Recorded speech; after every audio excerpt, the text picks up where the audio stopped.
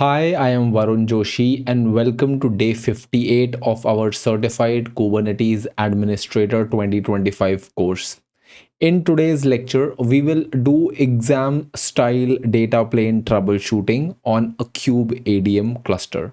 We will work through 6 scenarios. Before each scenario, I will pause the recording, break the cluster, then resume and fix it with you step by step, inch by inch.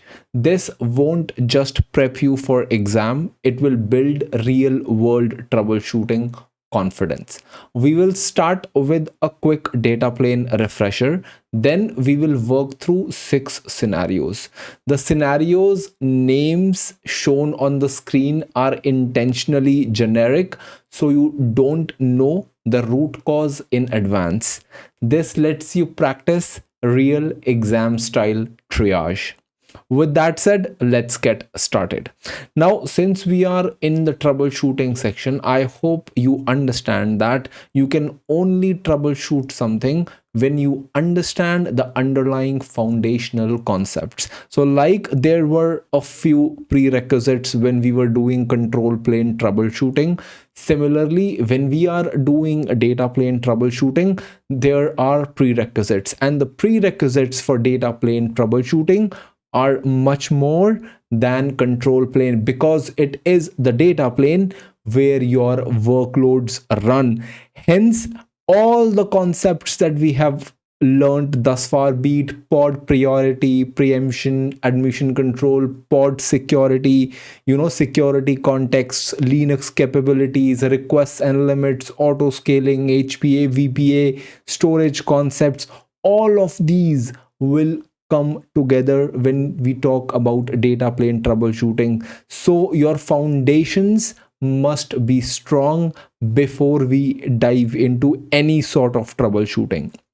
But to give you a gist of whatever examples, whatever scenarios I will deal with during this lecture, especially for those, you must understand what you see on your screen. First is day 7, where we discussed Kubernetes architecture. You must understand it thoroughly. And then there is pod termination, restart policies, image pull policy, life cycle, and common errors. We covered this in day 22. Day 22 can also be thought of as a troubleshooting session. So go through day 22. I will not be repeating these errors in this troubleshooting scenario, so it is better if you go and watch this day. Then it is day 48. DNS is something that is of paramount importance in this channel. I think we have a very clear video on Kubernetes DNS, which will help you understand how DNS is handled in Kubernetes. In general, there is also a DNS lecture on this channel which deals with what is DNS, how DNS works. So if you do not understand DNS concepts to begin with, then start first with what DNS is and how it works. I will link that in the description. And then when you understand how DNS works, then you can understand how Kubernetes deals with DNS, especially with a component called CoreDNS. And like in the control plane lecture, TLS understanding is must, how TLS works in Kubernetes, because data plane component like kubelet also uses TLS for secure communication. With that being said, let's see what I want to discuss. So let's start with a quick tour of data plane. So what I will do is I'll take you back to day 7 where we discussed the Kubernetes architecture. I will zoom in a little. So what we discussed in the previous lecture were these components. Essentially, anything that you see in blue here, we discussed them in the control plane troubleshooting session. Today's session will concentrate on anything that runs on the data plane. And what is there in the data plane? Your worker nodes.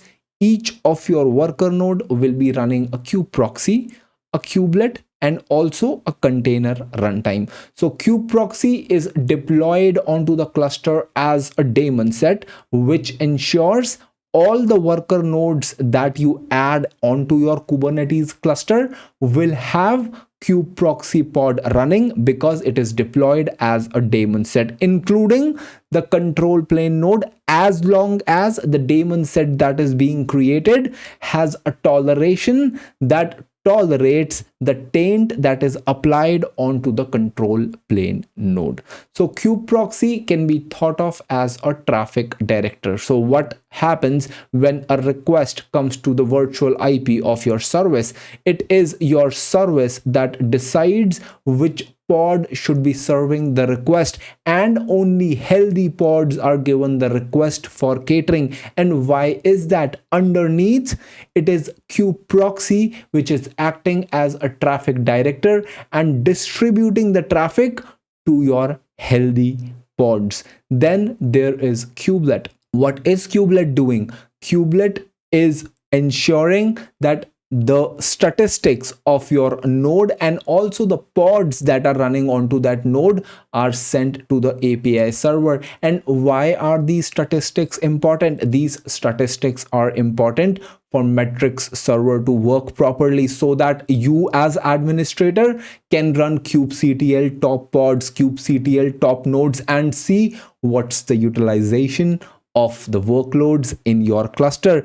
And not just this, but it also helps HPA to scale your pods depending on the load on your application. That's just one functionality. Whenever you are running commands like kubectl logs, kubectl exec, it is the API server that communicates with kubelet to give you that information. Kubelet is also responsible to see the pod specifications. Whenever you start creating a new pod, it is kubelet that sees, oh, these are the pod specifications for which a pod must be created, and it is the kubelet that informs the container runtime that start doing your job, that is, start creating this container, because I have just fetched the pod specifications from the API server.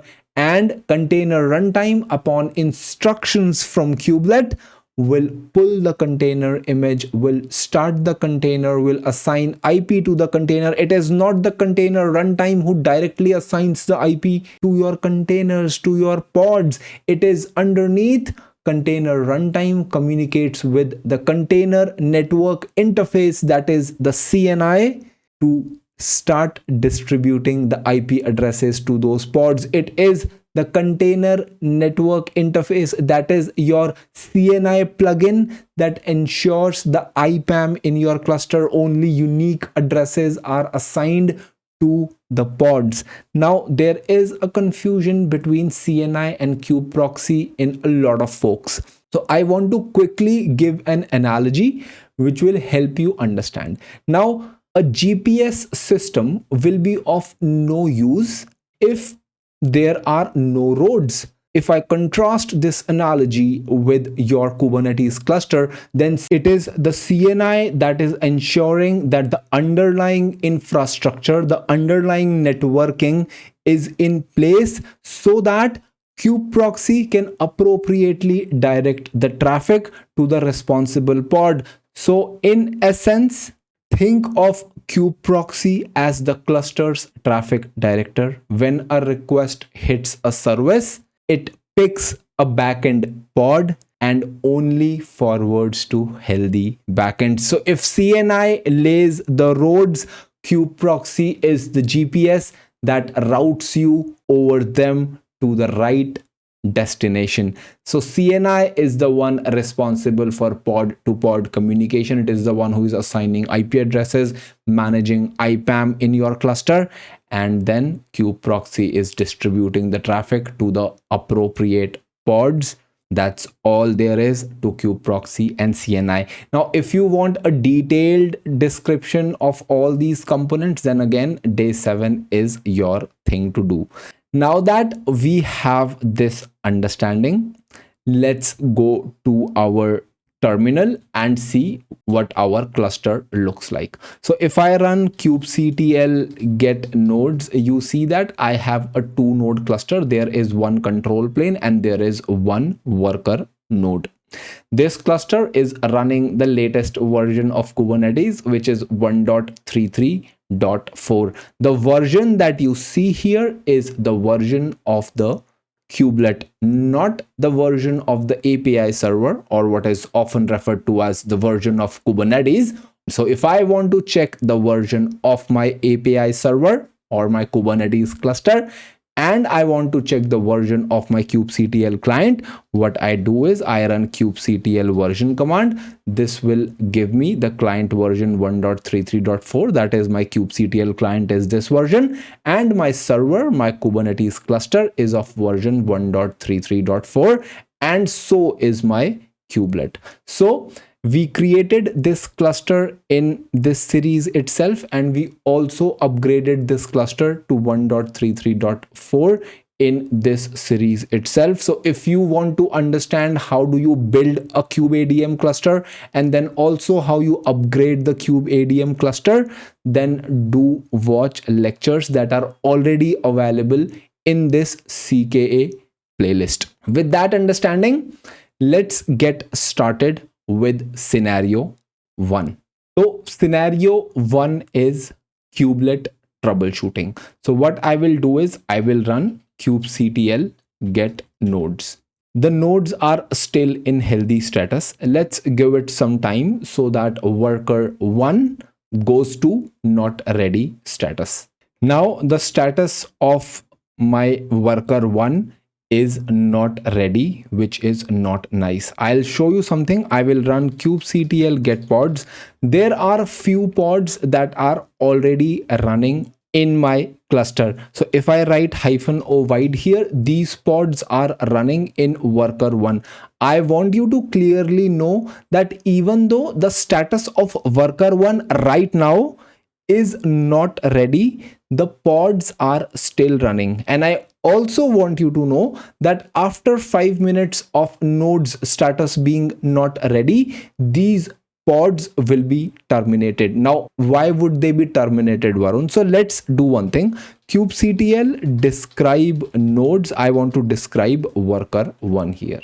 Firstly, you see the events that I see here, they do not give me any specific reason for this node to be in not ready status. I see node not ready, and here I see node worker 1 status is now node not ready. It is not giving me any other details. So if I scroll up, there is one thing that I want you to concentrate on, and that thing is taints. You see, there are 2 taints applied onto my worker node. So what happens is, firstly, whenever the status of the node is not ready or unreachable, the pods that are already running on this node will be evicted after 5 minutes. Now, why 5 minutes? Because there is a duration of toleration seconds, which is 5 minutes by default. That is the reason the 2 pods that are running onto my node will be evicted after 5 minutes elapses post node not ready status. Now what I want to do is I want to take you to the Kubernetes documentation, and here I am. Here is taints and tolerations, and I will search for tolerations seconds. I think that's it is called toleration seconds. Yeah, toleration seconds it is. And if I come here further down, yeah, here it is. Kubernetes automatically adds a toleration when the node is not ready and unreachable, with toleration seconds is equal to 300 seconds, which is 5 minutes. And if this stage happens, node lifecycle controller will automatically evict these pods, and then scheduler will have to reschedule them. In our scenario, if I clear my screen here, if I run kubectl get pods, then you see the pods have been terminated because 5 minutes have already elapsed, and I only have 1 worker in this cluster, which is why the pods are in pending state, because there is no other node where these pods can be scheduled. And my control plane node has a taint which prohibits these pods to run onto it. Hence, we must fix the problem why this worker is in not ready status. So let's go to terminal 2. In this terminal, I have SSH'd into my worker node. So what I will do here is, firstly, we know that kubectl describe didn't give us anything, and here the first thing in worker node that you can do is you can check for the status of kubelet service. I will run sudo systemctl status kubelet, and this will show me that the kubelet service is not running. It is enabled, which ensures that whenever there is a server reboot, the service starts automatically. But here I do not see active or running status, which implies the service is not in running state. So I will hit Q and then I will run sudo systemctl start kubelet. Now this will start the kubelet for me, which is what we want right now. So let's again check the status of kubelet, and now the status is active and running. Let's go to the control plane node again. I will run kubectl get pods, and you see the pods that were in pending state are now in running state because worker 1 is now available. So if I run kubectl get nodes, I see the worker 1 is in ready status. Now this was a simple scenario but an effective one. The first sign of troubleshooting is to start with kubectl describe commands, then you move on to systemctl commands to check whether kubelet is running or not. Then let's move to the second scenario. I will run kubectl get nodes -w, and we see worker 1 is in not ready state now. So let's see what is wrong with it. Firstly, I will run kubectl describe nodes worker 1, and let's see if this gives me something. This is just saying worker 1 status is now node not ready, and it is the node controller that is giving me this error. Now let's see how we can troubleshoot it. Similar to like we did before, first let's run our favorite command in this scenario, sudo systemctl status kubelet, and this clearly says that kubelet is not running. We do not see anything else. It just says there has been a failure, that is status 1. Now let's see how do we troubleshoot it. If you have seen my previous lecture, and if I scroll to the right here, you can further see there is status 1 failure, code is exited. Now if you have seen my Kubernetes logging and monitoring session where we discussed about Kubernetes observability, we saw how do we check the logs for anything that is running as a service. For example, kubelet, we can use journalctl, which can be helpful when you want to check the logs for anything that is running as service. So I'll hit Q here, and then I will clear my screen first, then I will write journalctl. Here I will write -u. The unit for which I want to check the logs for is kubelet. In systemctl world, what you do is every service is defined using something called a unit file. Hence, all these services, be it kubelet, sshd, or any other services that are part of your operating system, these are called units. So I want to check the logs for -u unit kubelet, and I will press enter. Now this will give me everything, and if you see, the output will want me to switch to the right. I'll have to scroll to the right if I have to read everything. I don't like that, so I will hit quit Q. I will press the up arrow again, and here I will write no pager. By writing this, I can see everything at single place. It will just wrap the text for me. I'll press enter, and these are all the logs that are available for my kubelet. There are a lot of logs. Now here what I see is E stands for error, I stands for information, and there would be a W somewhere, and W stands for warning. I am specifically looking for errors here, which I see at the very last. E0827, it says command failed, error, failed to run kubelet.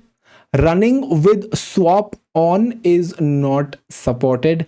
Please disable swap or set this parameter. Now firstly, we know what the problem is. This system has swap enabled, which Kubernetes is not liking. Now what is swap to begin with? When I talk about operating system, all of your applications, they prefer to run in memory. They prefer to take some space in your memory, that is your RAM.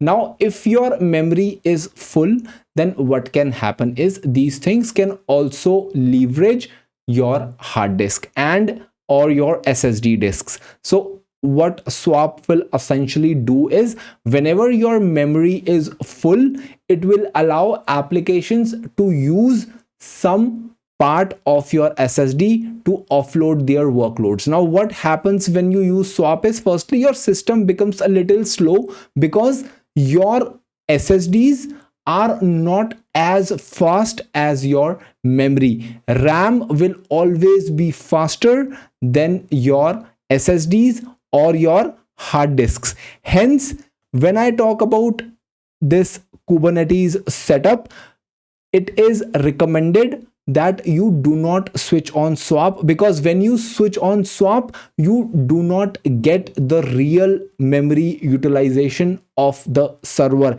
And we are here creating control groups. We are also doing requests and limits which depend on actual utilization. So if you have swap enabled, it collides with those things. Hence it is recommended you switch off the swap. And when we were creating our cluster in day 54, I believe, we switched off the swap, and this is the reason we did that, so that there is some level of transparency between your kubelet and the operating system. Only then the decisions can be taken in a transparent way. So now to fix this problem, what we'll have to do is we'll have to disable swap. And why do we know swap was the problem? Because we know we must use journalctl for anything that is running as service, and the logs will point us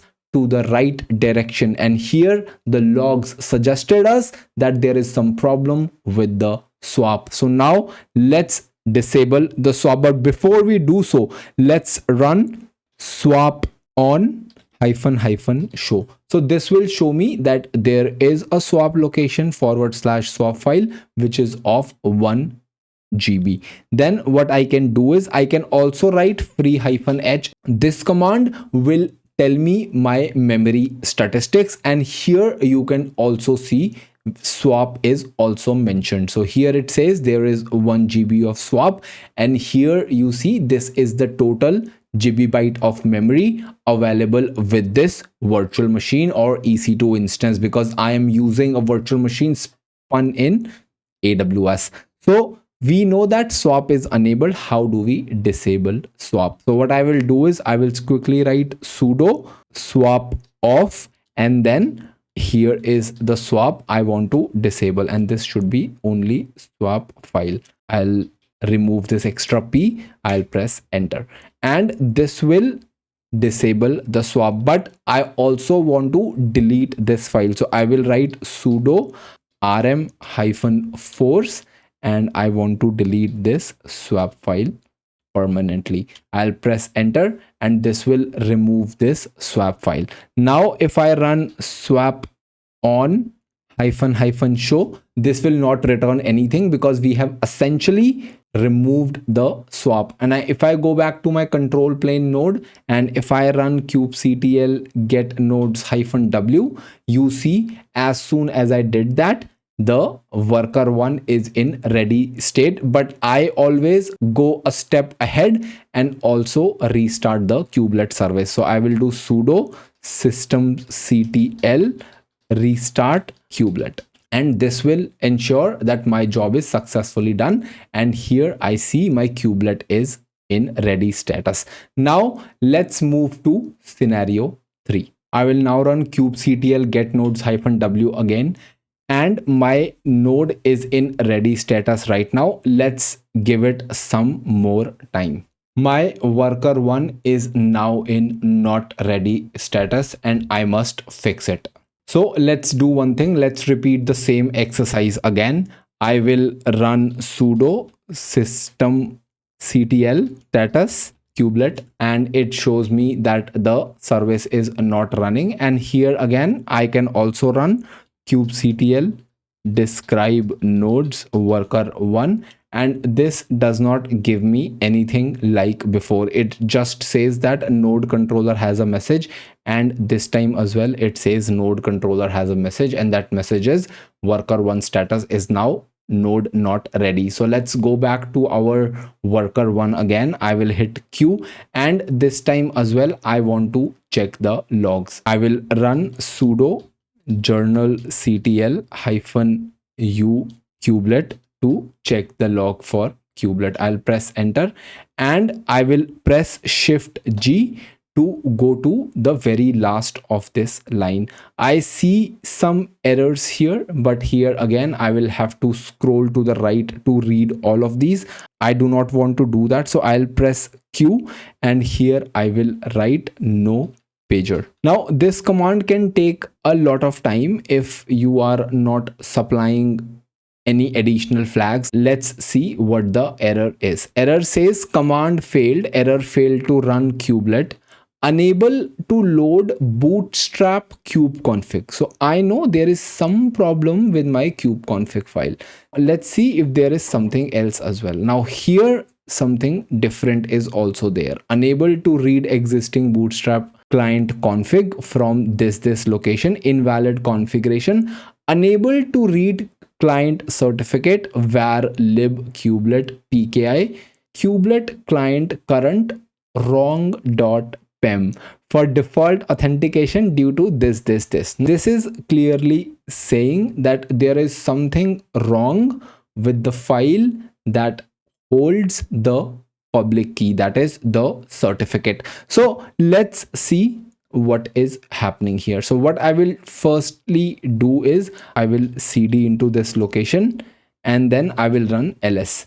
Now this location tells me that the correct name of the file is this kubelet client current.pem, but what is configured? If I look at this here, it is saying that you have an invalid configuration in this file. So what is that invalid configuration? Let's check it. So I have copied this. We know that the correct one is this because the error logs pointed us directly to the problem. So I will write here sudo, and then I will write vim, and I will paste that path here, and I will press enter.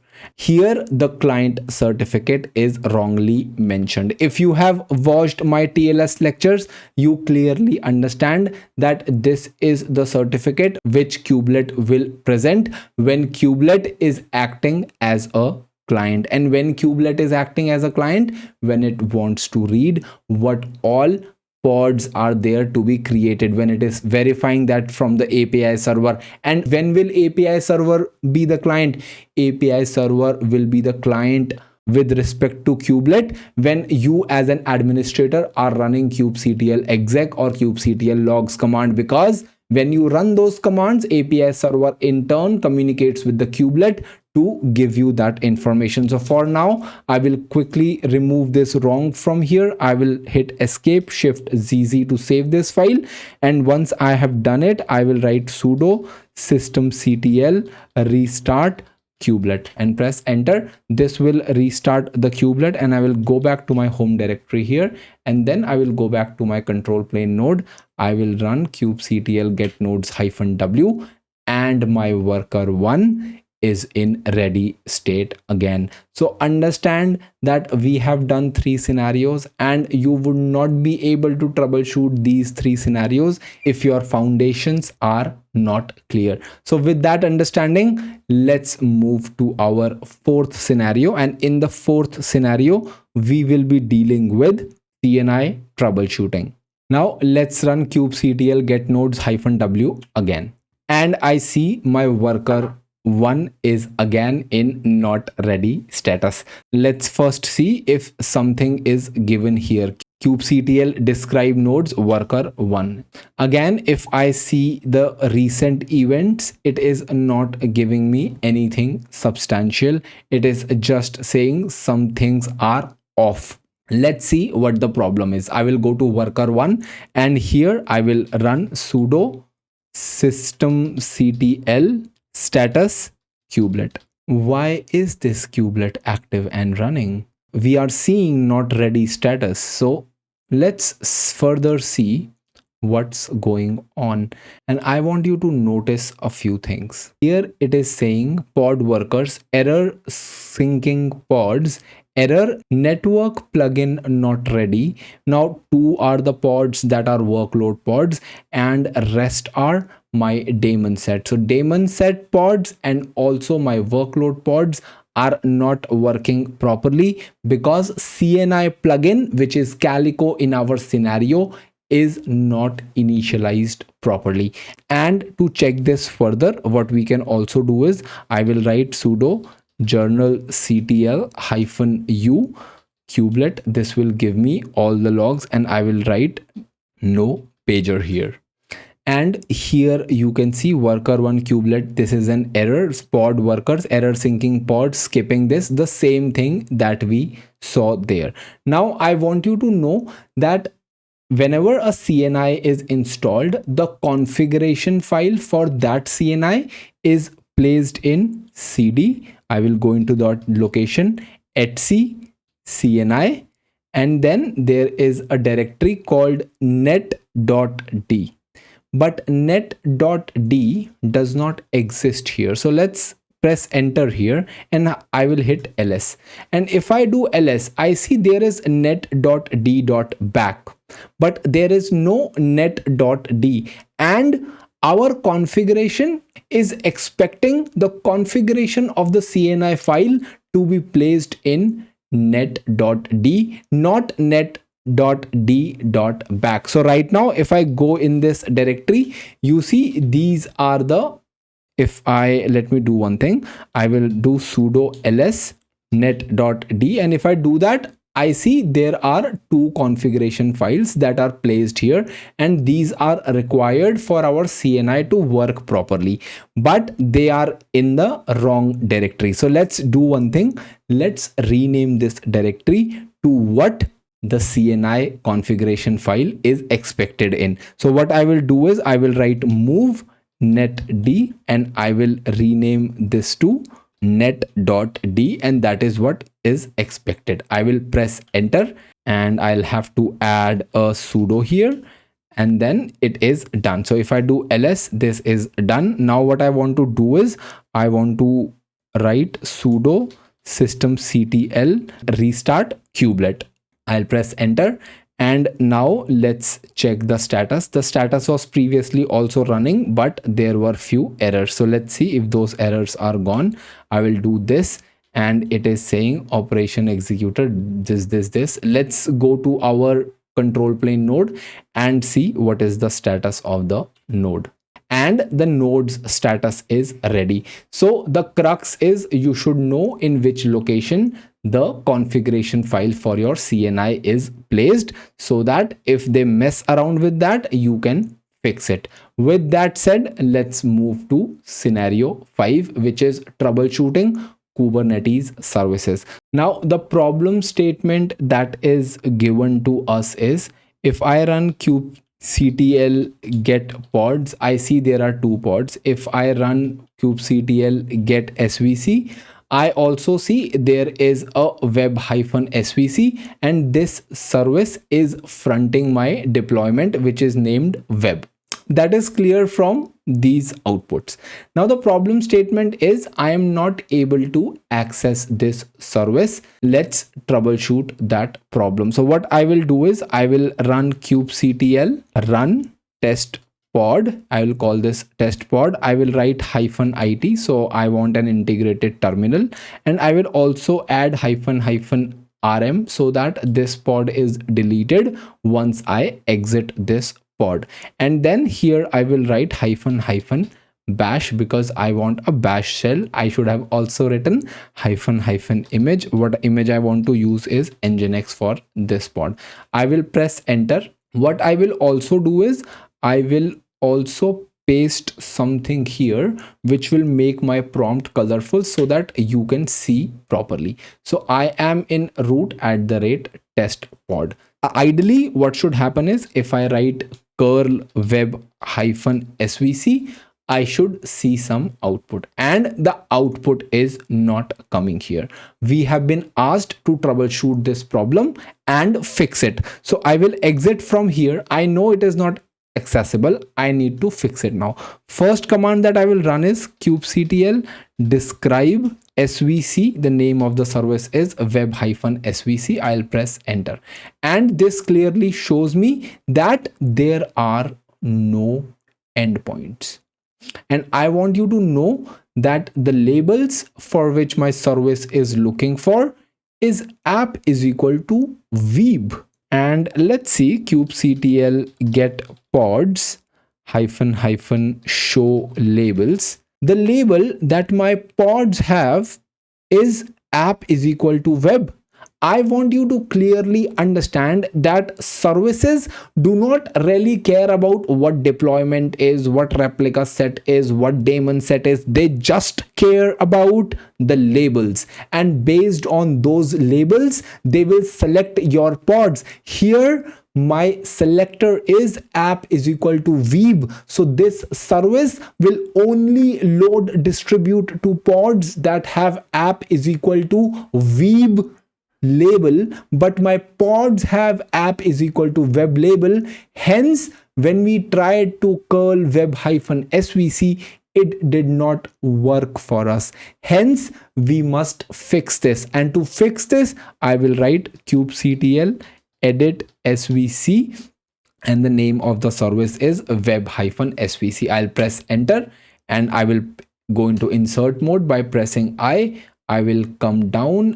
In the place of selector app is equal to weeb, I will just write app is equal to web. I will hit escape shift ZZ.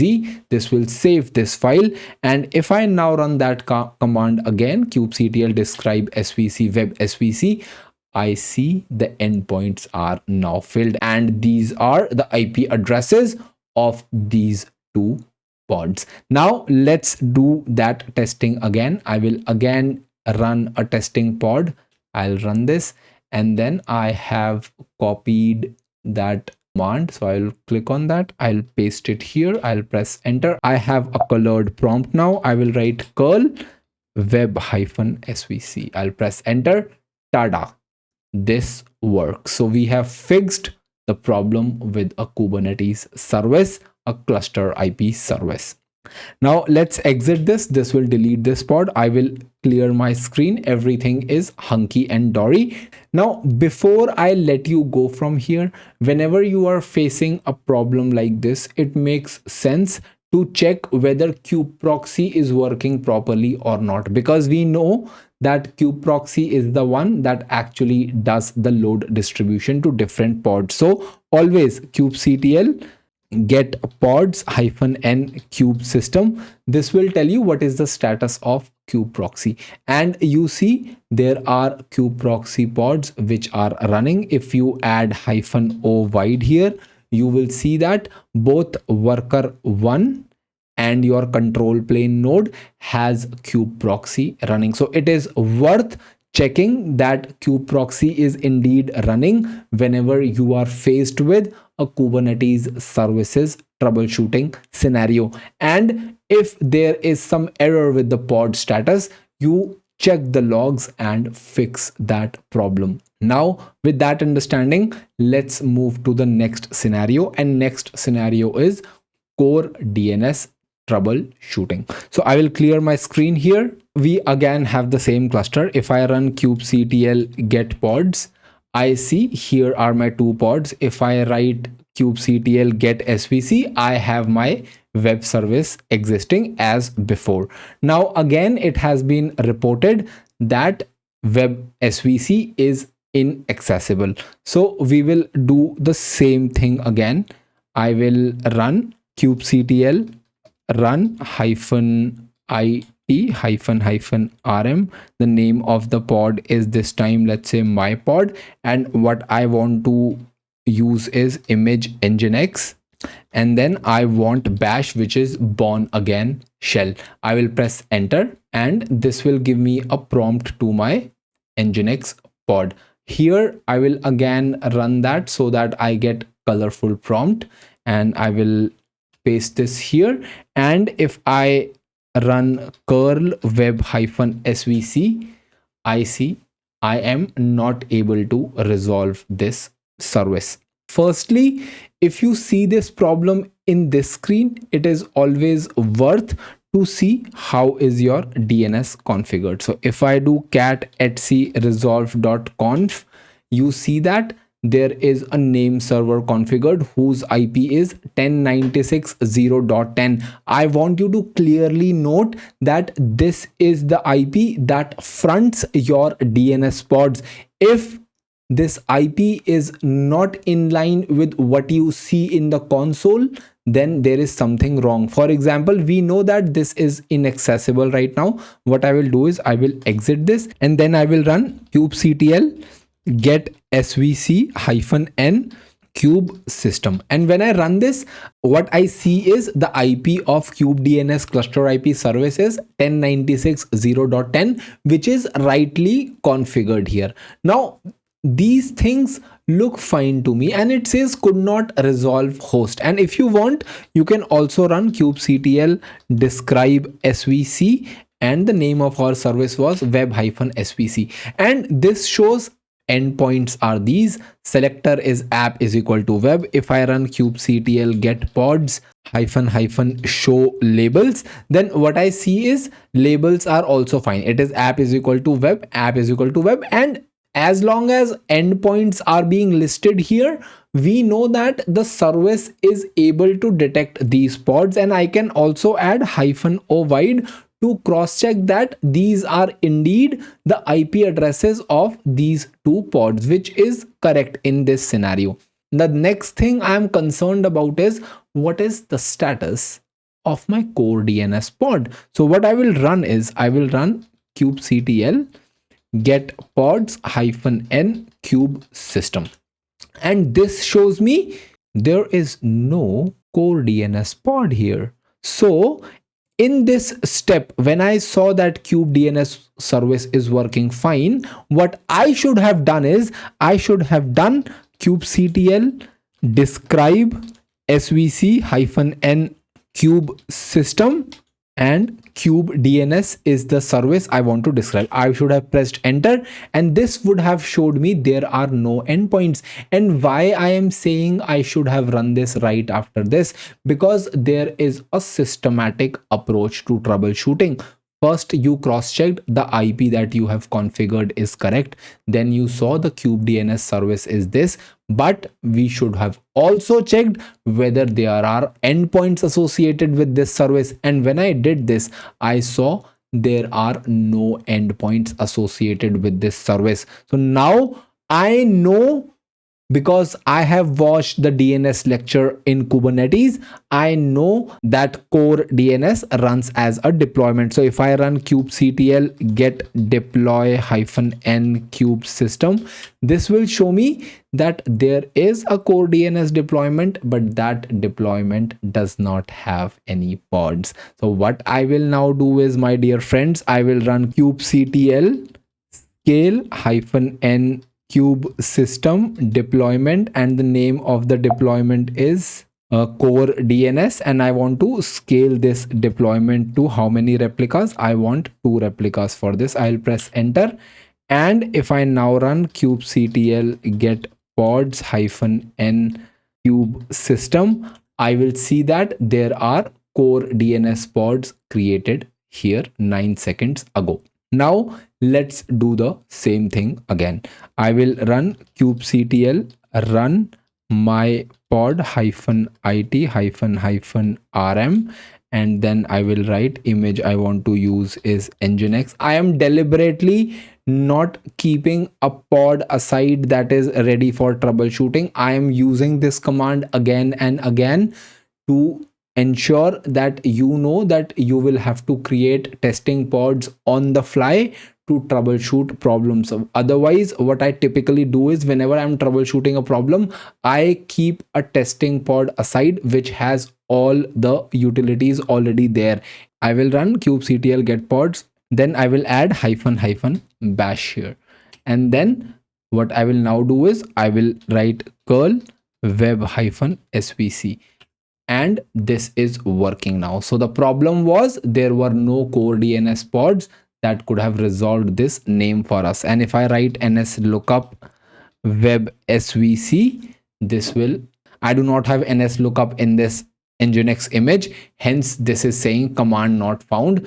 What I will do is I will take you to the DNS lecture. So if I click on prerequisite, then here I have the DNS lecture. I will go to the repository, and here is the image that I want you to concentrate on. This is the image that you can use for troubleshooting. So netshoot is the image by Nikolaka. So I'll copy this and I will go here, I will exit this pod and I will paste this here. I want to demonstrate with this image because this is a very good image for troubleshooting things, and you can also use this in your production scenarios to troubleshoot any network issues because this has most of the tools already there. So I can write curl web svc and this will show it is working. I can also write nslookup web svc.